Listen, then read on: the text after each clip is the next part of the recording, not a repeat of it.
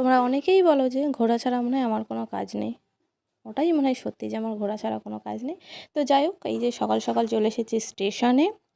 তো এখন 12টা মতো বাজে, যদিও বা সকাল না, তো 12টার একটু আগে এসেছি স্টেশনে। তো স্টেশনে এসে প্রথমে আমার যেটা কাজ টিকিট কাটা।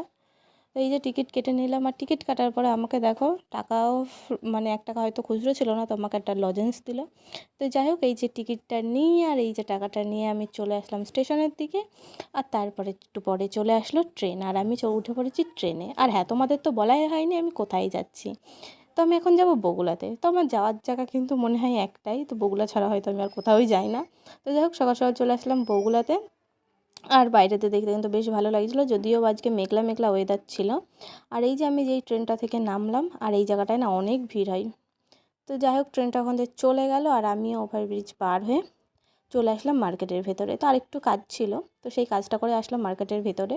তো মার্কেটের ভেতরে এসে একটু কুর্তির দোকানে দেখছিলাম যে কুর্তিগুলো কেমন লাগছে।